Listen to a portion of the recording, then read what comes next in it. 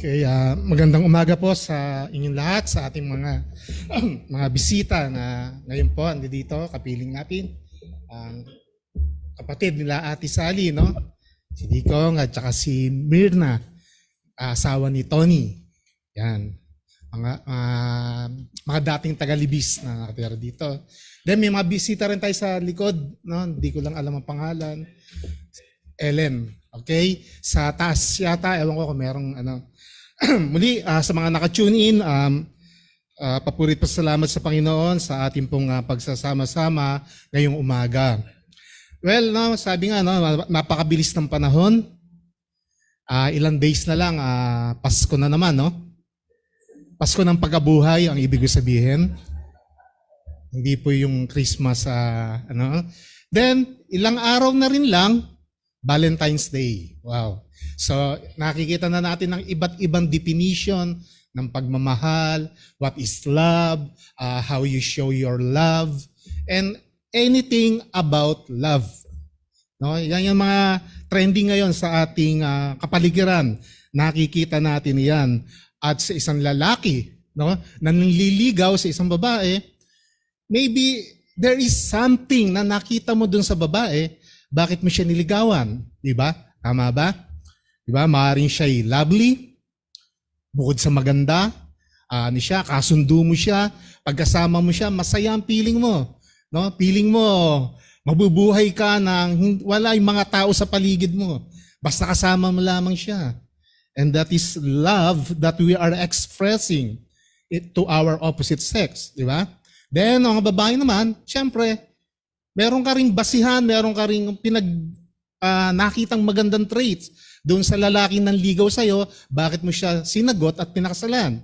Diba? I remember, no, yung mga early days ng reform, bago naging reform ng TNC, I remember yung joke sa akin lagi nung pumanaw kong, actually, uncle ko pala siya, no, si Dennis Bailon, no, na hindi ko alam, no, later on ko lang napagtugma-tugma na ganun pala relationship namin na sabi niya sa akin, Dan, huwag ka masyadong mapili kasi kung nanliligaw ka.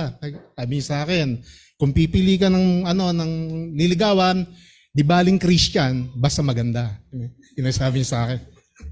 So, it's a joke, no? Siyempre, hindi naman laging ganon. So, yun po ang natin, no? Mga definition natin, laging pinagbabasihan natin ng love. Pero alam niyo ba na ang John 3:16 ay isang pagpapahayag ng pag-ibig ng Diyos na walang kapares, walang katumbas. Ito po'y pag-ibig na napakalawak. Ito'y isang uri ng pag-ibig na napakalalim at isang uri ng pag-ibig na hindi kayang pantayan ng kahit sino man. At ito po ang mensahe sa atin ngayong umaga ng John 3:16. Although John 3:16 is teaching about salvation of the elect, or the forgiveness of sins, pero lagi pong nami-miss out in love. Tanggalin po natin, for God so loved the world. Dali natin kaagad, and God sent His beloved only begotten Son. Meron ho bang sense na parang may malaking part na nawala? Meron, di ba? Nawala yung reason. Nawala yung dahilan bakit pinadala ang kanyang bugtong na anak. Bago po tayo magpatuloy, samahan niyo po ako sa pananalangin. Ama naming Diyos, muli, papurit pasalamat po sa iyo sa umagang ito at nawa nga po, Diyos, dalangin namin ang iyong banal na Espiritu Santo ang sumaamin. Siya po, O Diyos, ang sumaamin kalagitnaan at tunay nga po natulungan kami na intindihin ang iyong salita, ipaunawa sa amin ang naisin mo at gayon din po, Lord, kami po ay tunay nga po na sumamba na may katotohanan at kabanalan. Muli, Ama, ang mga hiling po, ang mga bagay na yan sa banal na pangalan po ni Jesus. Amen. Okay, so ano mensahe sa atin ng John 3:16? Kung ang John 3:16 is about love. Una po, it is about the greatness and vastness of God's love. Ikalawa, it is all about the kind of love that God has shown us. Ito isang uri ng pag-ibig na pinakita sa ating lahat. At ikatlo, it is about how God proves His love by sending His only begotten Son. No, kadalasan po sa atin, no, sa mga paligid natin, lagi ho natin nakikita yung John 3:16, di ba? Minsan sa likuran ng kotse, John 3:16 nakalagay. Minsan naman makikita natin sa mga ibang lugar na makita natin, for God so loved the world, John 3:16. At lagi nating nakikita ang mga verses na yan. But alam nyo ba na ang John 3:16 ay isa sa mga verses ng Biblia na palagi ang nami-misquote? At hindi talaga alam kung ano ang mensahe ng John 3:16. No, ito po isa sa mga verses na palagi sinasabi, mahal ka ng Diyos, lumapit ka sa Kanya, anumang oras na gusto mo, ikaw ay maliligtas. But John 3:16 is not all about those kind of love or salvation. John 3:16, it's all about God's immeasurable love.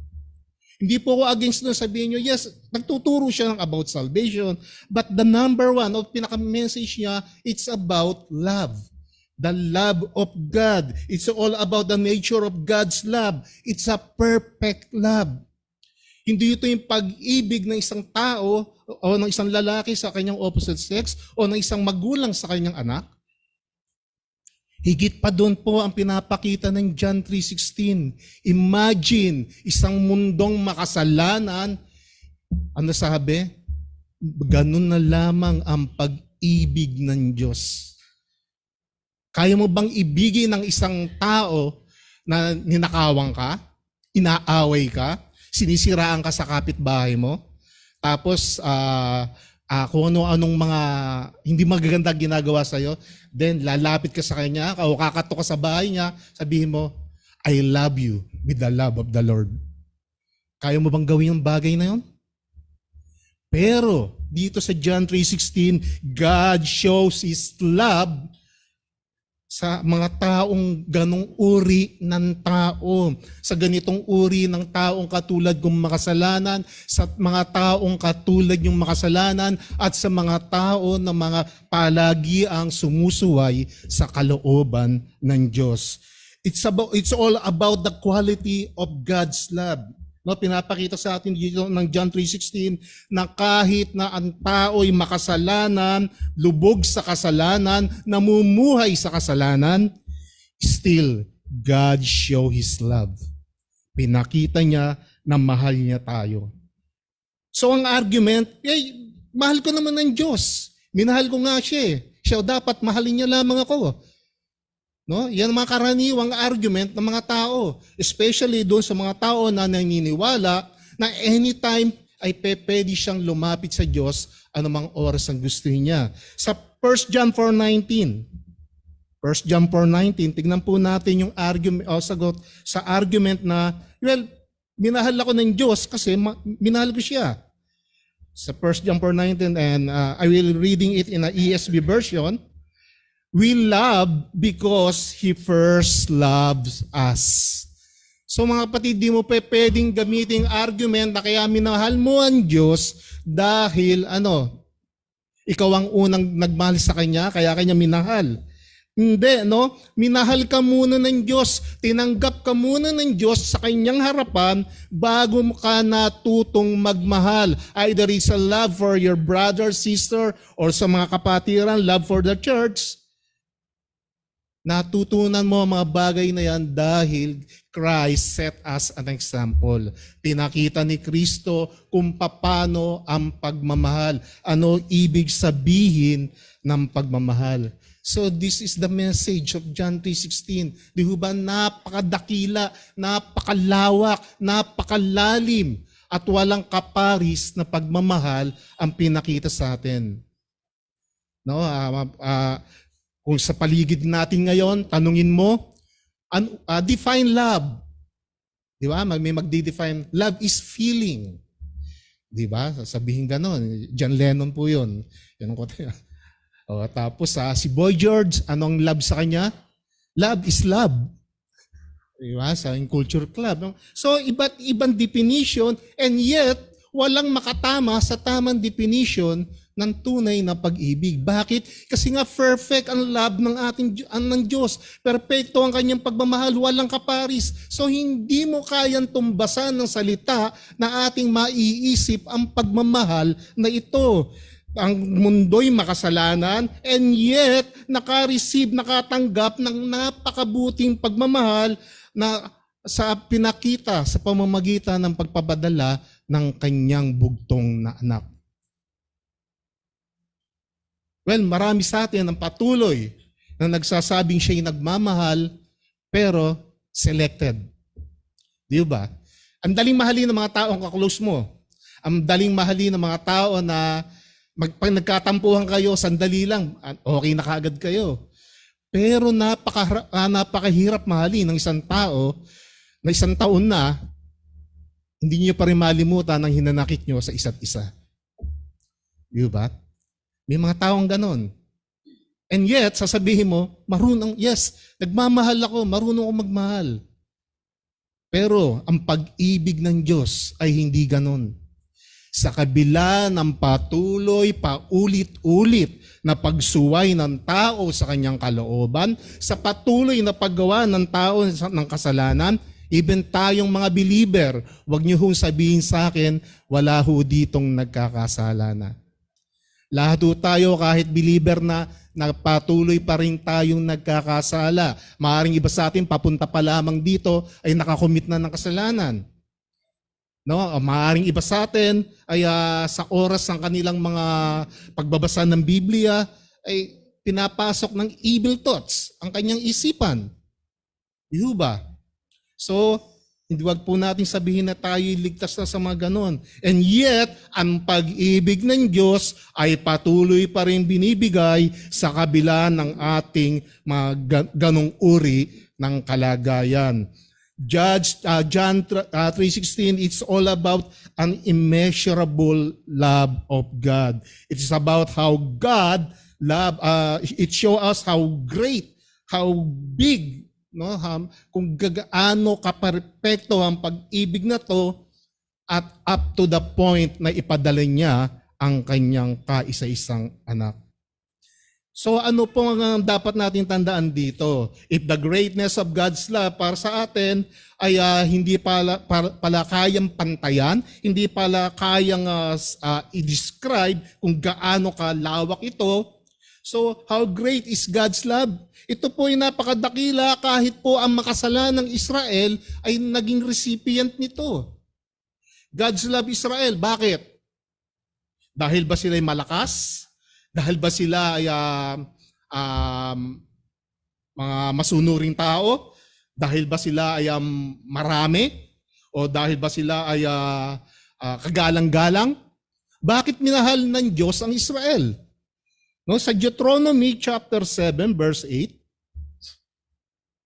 Deuteronomy 7 verse 7 to 8. At babasahin ko po ito sa Ang Salita ng Diyos version. Pinili kayo ng Panginoon at minahal, hindi dahil mas marami kayo sa ibang mga mamamayan, dahil kayo pa nga ang pinakakaunti sa lahat. Sa verse 8, pinili niya kayo dahil sa pag-ibig niya sa inyo at tinutupad niya ang kanyang ipinangako sa inyong mga ninuno. Iyan ang dahilan na inilabas niya kayo sa Ehipto sa pamamagitan ng kanyang kapangyarihan at pinalaya sa pagkakaalipin sa Paraon na hari ng Ehipto. So dito po makita natin na wala kang anumang kabutihan, walang anumang bagay na meron sa atin, walang anumang lovely, kaibig-ibig na bagay sa ating pagkatao para mahalin tayo ng Diyos. Katulad ng sinabi niya sa Israelita, kayo nga pinakakonti Kayo nga ang isa sa mga mahihina Bakit ko kayo minahal? Dahilan yun ang gusto niya. At ang pagmamahal na yon ay pinakita mula sa pagkakaalipin sa Ehipto hanggang sila ay mailabas. Kaya ganito po kadakila ang pag-ibig ng Diyos. How great is God's love? Pwede po natin itong i-compare maaari, although hindi ito sapat na comparison, sa isang magulang o isang ina, yung pagmamahal niya sa kanyang anak. No? Isang ina na tunay nga po na handang ilaban ng away ang sino mang mananakit sa kanyang anak. No, sino, di ba? Sabi nga, ang isang ina lamang ang maaari o makakapag-express na mahal niya ang I'm quoting on Jeremy Walker, no? Yung example niya, may isa raw bata na pag nakita mo raw, parang sabi mo, baka raw magalit ka pa sa magulang, no? Ba't nagkaanak ka ng ganyan? No, sabi mo, hindi ka ibig-ibig. Pero sa harapan raw ng ina, itong batang hindi ka ibig-ibig sa harapan mo, para sa magulang, napakaganda ng batang ito. Diba? Sasabihin niya, oh, what a cute child. Pag sinabi mo, pangit ng anak mo, aawayin ka niya. Diba? Hindi ka niya titigilan hanggang di mo binabawi ang may sinabi mo. Pag sinabi mo, ba't ganyan ang itsura ng anak mo? O ano ibig sabihin? Sabihin mo, cute ang anak mo. Tuwan-tuwa siya. No? Ang isang magulang na babae, isang babae, kahit na ano itsura ng kanyang anak, para sa kanya, ito'y napakaganda. Ito'y napakabuti. Ito'y nakaibig-ibig. At ganyan po ang ating sitwasyon sa harapan ng Diyos. Hindi ka kaibig-ibig, walang maganda sa iyo, walang bagay na anuman na maaari na ipagmalaki mo sa Diyos para tanggapin kanya. And yet, minahal tayo ng Diyos. Tinanggap ka niya kung ano ka, kung ano ang itsura mo, kung ano ang pag-uugali mo, at kung ano ang iyong mga kasalanan. So ang point po natin dito, God's love is a great, no? So great. No, kahit na po ang deserving nation na Israel ay naka-experience ng ganitong klase ng pag-ibig. The Israelites experienced the vastness of God's love and then hindi masukat na pagmamahal ng Diyos. So bilang application po dito para dito sa natin, no, yung lecture natin number 1 natin, John 3:16 emphasize the depth of God's love for humanity. So by reflecting on this love, dapat po tayo magsumikap na makita sa ating pamumuhay ang pag-ibig na ito. Kung sinasabi mong Kristiyano ka, show it. Ipakita mo ang pag-ibig, ang compassion, at ang pagpapatawad sa mga tao na maaaring nakasakit sa iyo. Secondly, John 3:16, it's all about the kind of love that God has shown us. Ito isang uri ng pag-ibig ng paano pinakita ng Diyos sa atin. It's all about the kind of love that God has shown to Adam and Eve, di ba? Nag-provide ng Diyos ng mga pagkain para kay Adam and Eve. Nag-provide siya ng clothing para sa kay Adam and Eve. So ganito ang pagmamahal niya. It's a love, no? Napapalagian pa rin ipinapakita sa mga Israelita. Tignan po natin Isaiah chapter 1. Isaiah chapter 1, verse 2 to 4. Sabi dito, muli, ako po yung magbabasa sa Ang Salita ng Diyos version. Pakinggan ninyo ang langit at lupa dahil sinabi ng Panginoon, inalagaan ko't pinalaki ang mga Israelita na aking mga anak. Pero nagrebelde sila sa akin kahit ang mga bakay kilala ang kanilang mga tagapag-alaga at ang mga aso ay alam kung anong sabsaban sila pinapakain na nagmamayari sa kanila.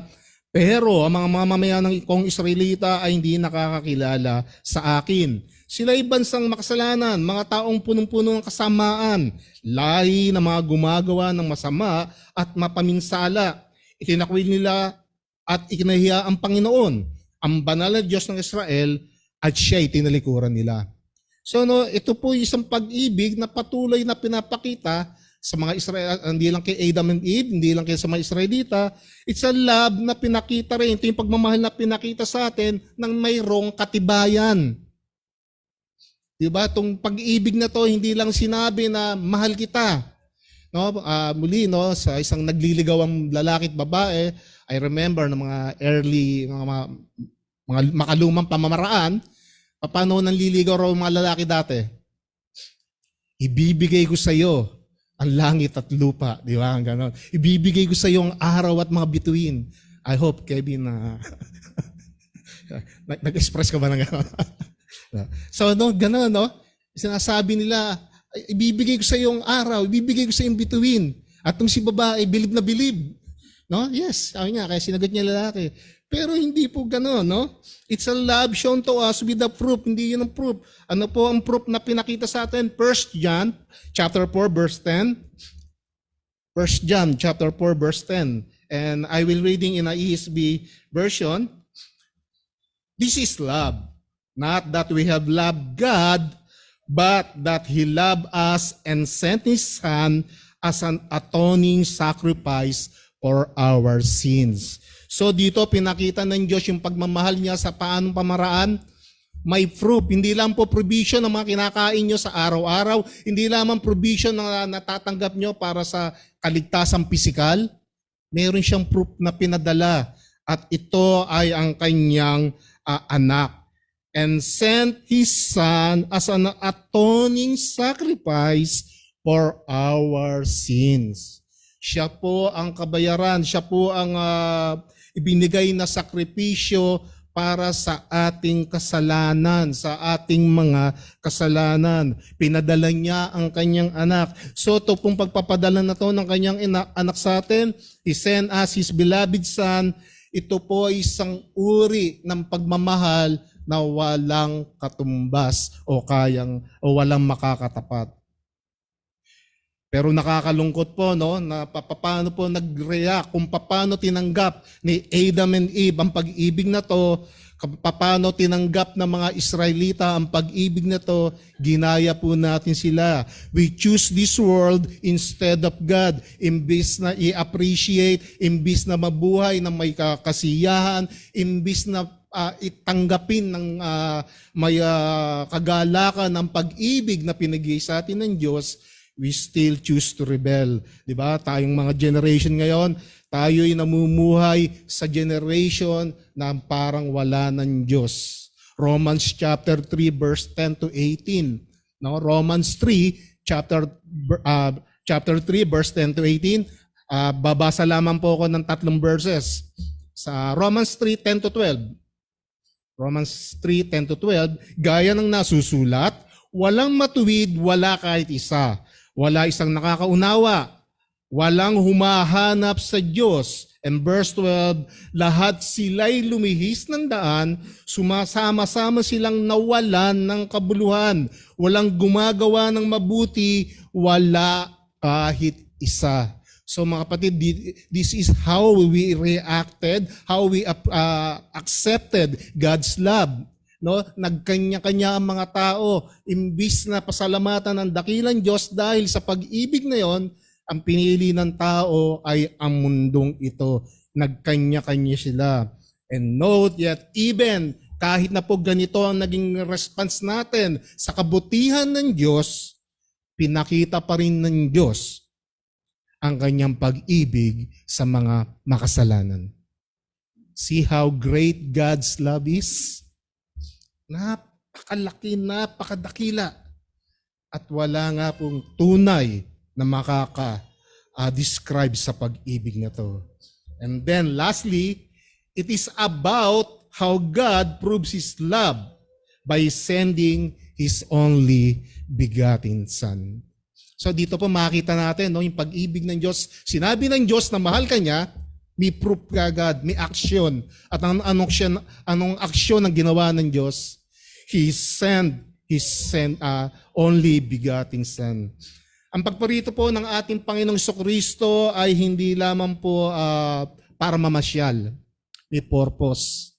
Kaya po ang pagparito ng ating Panginoong Diyos o pagtungo o pagpunta ng ating Panginoong Diyos dito sa mundong ito po isang katibayan na walang sino man makaka-refute o makakaila na nangyari nga.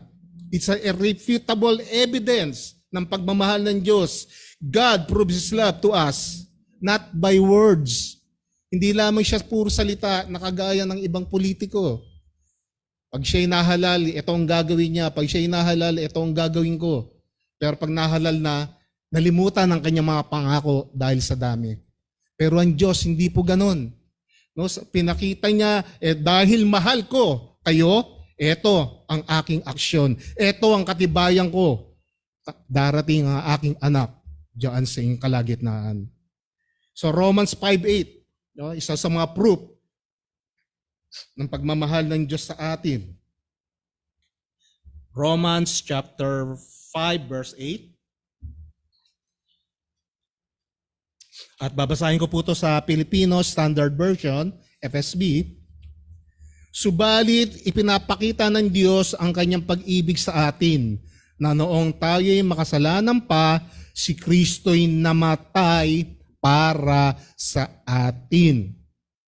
No, paano pinakita ng Panginoong Diyos ang pag-ibig sa atin?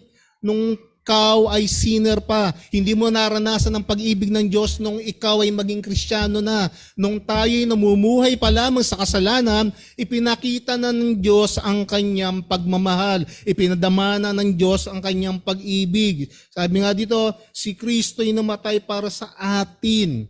It's a message about the sacrificial love of God. It's a perfect love. It's an agape love. Hindi lamang to romantic love. It's an unconditional love. It's a love full of mercy, punong-puno ng habag at awa. Ito yung pagmamahal na punong-puno ng pasyensya. And 1 Corinthians chapter 13, no? It will describe kung ano yung uri, ano yung perfect love. Kung babasahin po natin yan. Dinescribe sa 1 Corinthians 13, what is love?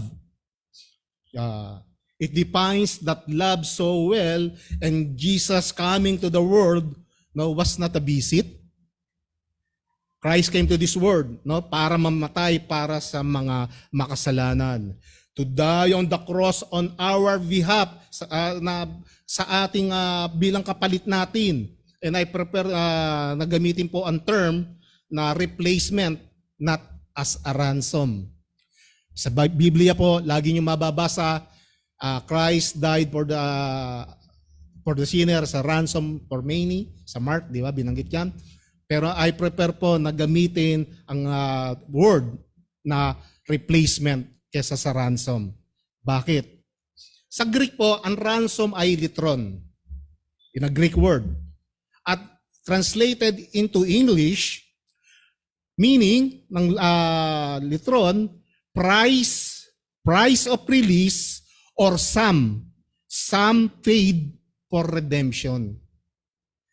So, pag ganito po ang ating ginamit o naging thinking na ikaw pala ay ni-ransom ni Christ, ikaw pala ay binayaran ni Christ, di ba meron something na parang maling connotation sa atin na ang si Satan pala ay pwedeng bayaran. No? Pwede palang suhulan.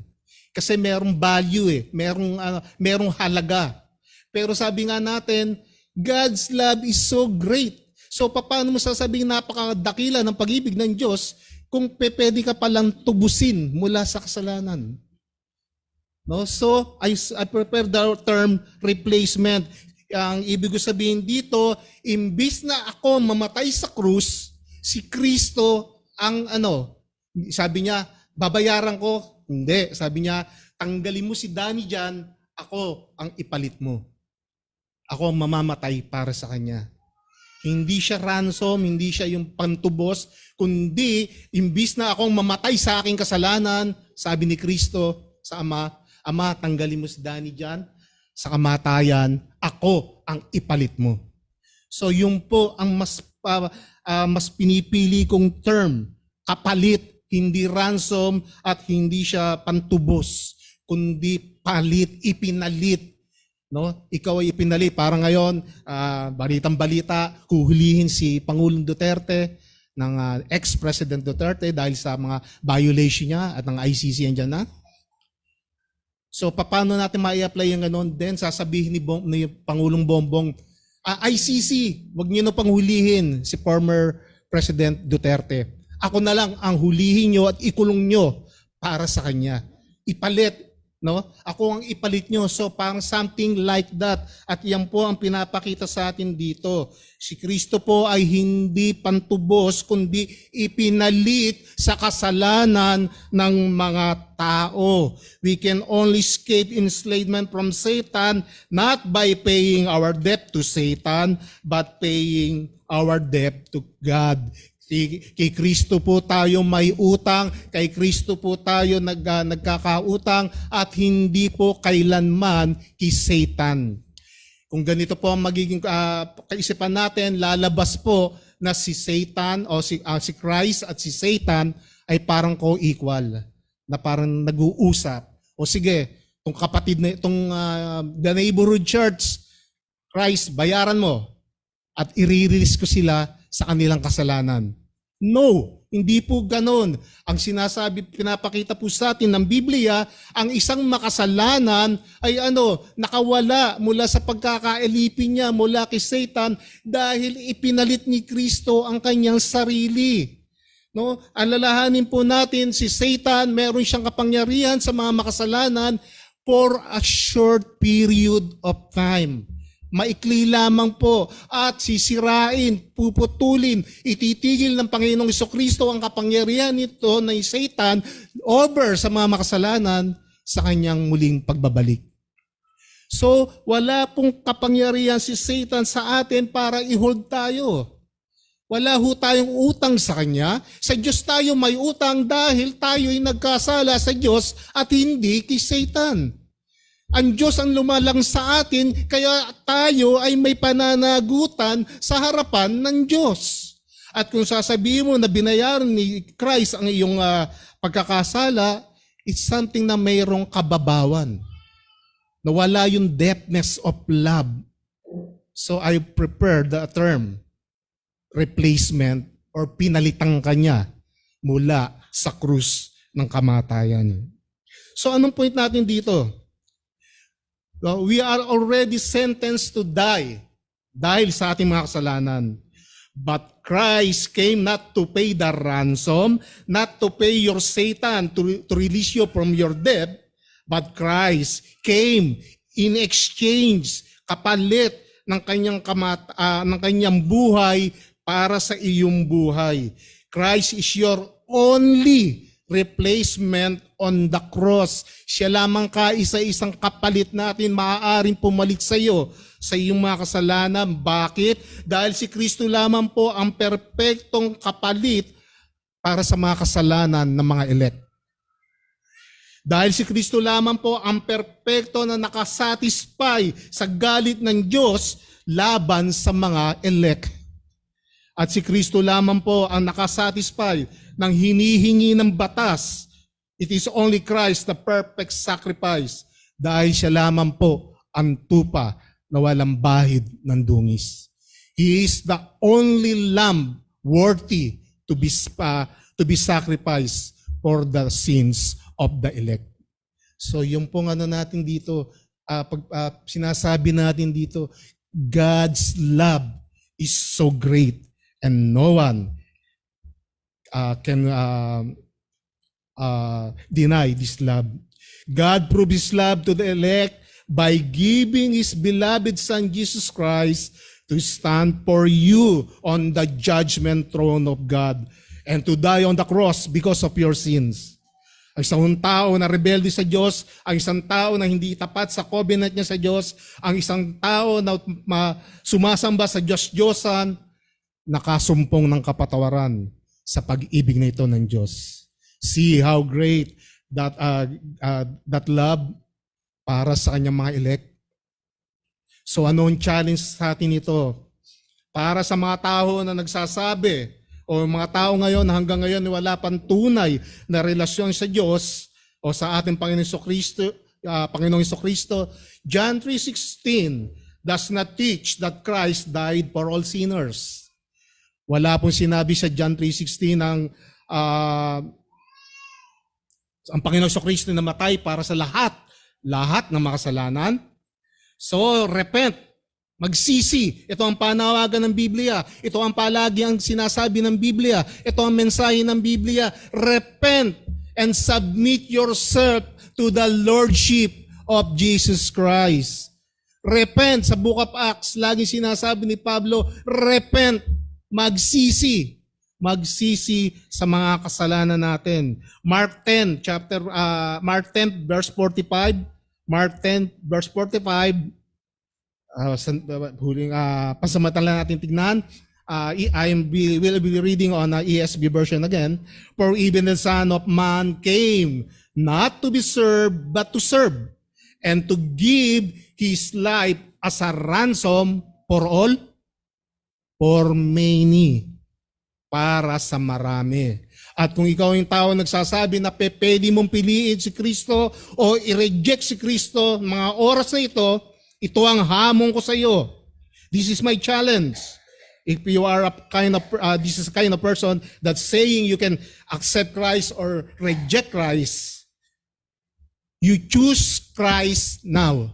Piliin mo si Kristo ngayon. Kung may kakayanan ka na piliin siya, piliin mo na ang Panginoon sa Kristo at magsisi. Submit yourself to Christ as your Lord and Savior. Hindi mo pwedeng tanggapin o hindi mo pwedeng pasailalim ang buhay mo kay Kristo kung siya ay Panginoon lamang. Kailangan ando doon ng Savior at hindi pwedeng Savior lamang, kailangan ando doon ang pagkilala sa Kanya bilang Panginoon. Hindi mo pwedeng paghiwalayin ang Kanyang pagiging Lord and Savior.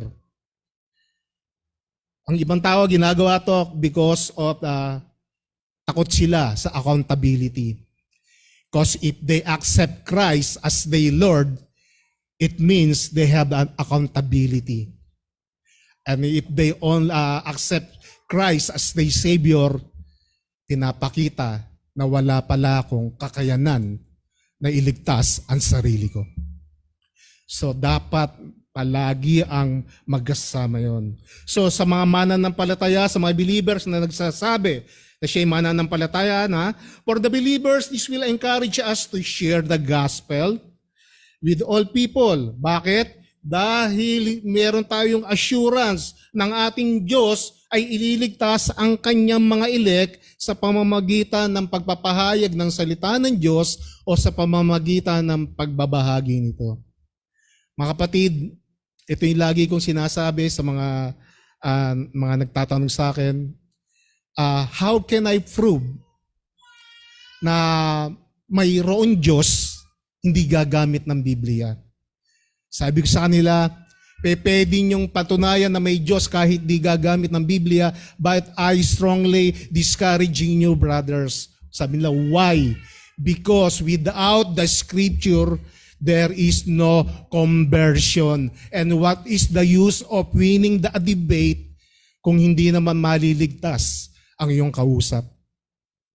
Alalahanin po natin, the only means para maligtas o matawag ang isang elect, kailangang merong preaching or sharing the Word of God. And without it, there is no conversion. Wala pong kaligtasan. Kaya yun po sinishare ko sa kanila, I'm not against sa mga debate regarding sa mga ganyang bagay, but as long, pag sinabi lang without using the Scripture, I strongly denounce it.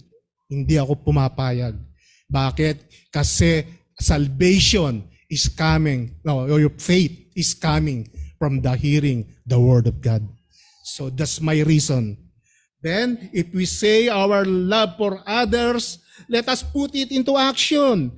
People can talk about their love for others, but the proof of love in action and no words, not words. No? Pakita mo ang iyong pagmamahal sa iyong kapwa sa pamamagitan ng action. And if we say love, we must share the gospel without diverting from it. No, huwag kang magda-divert kung si-share mo ang gospel, kung papahayag mo ang gospel, huwag kang liliko, huwag kang lilihi sa tinuturo ng Biblia. Tinuturo ng Biblia, magsisi sa mga kasalanan mo at manampalataya, huwag po tayong lilihis doon. Proclaim in a way that is always appealing, never upsetting to our believers is one way or one means of diverting from the truth.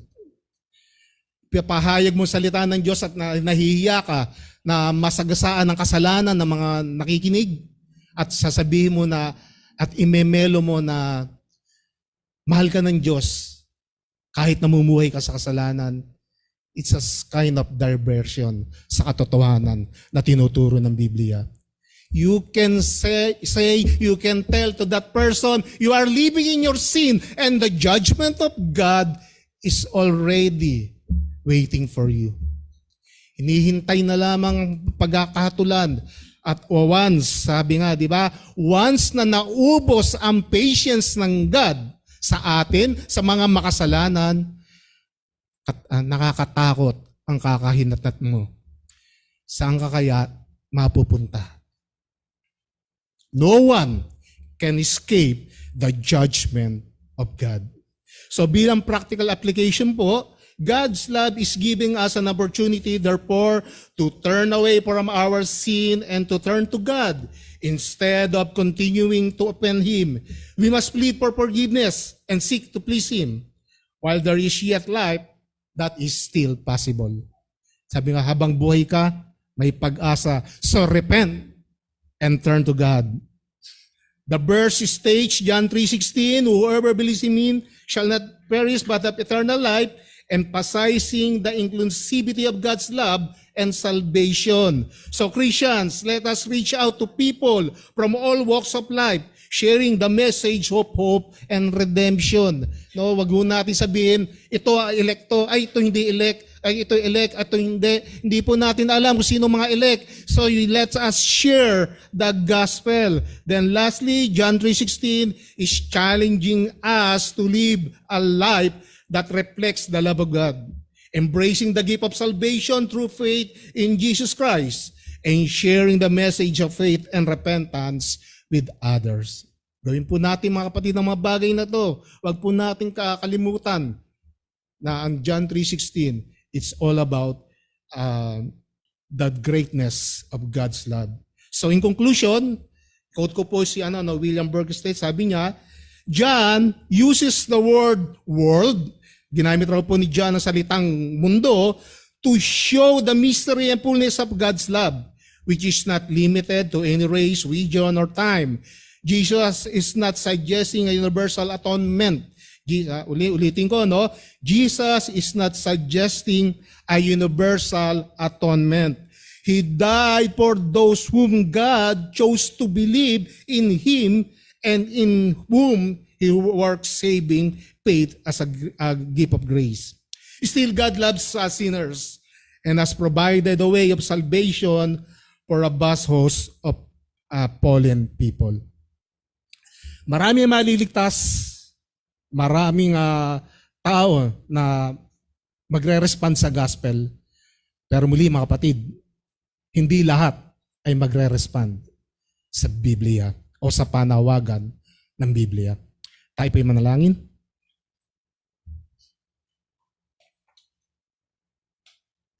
Manaming Diyos na muli, kami nga po ay papasalamat sa iyo sa araw na ito at muli napahayag yung salita.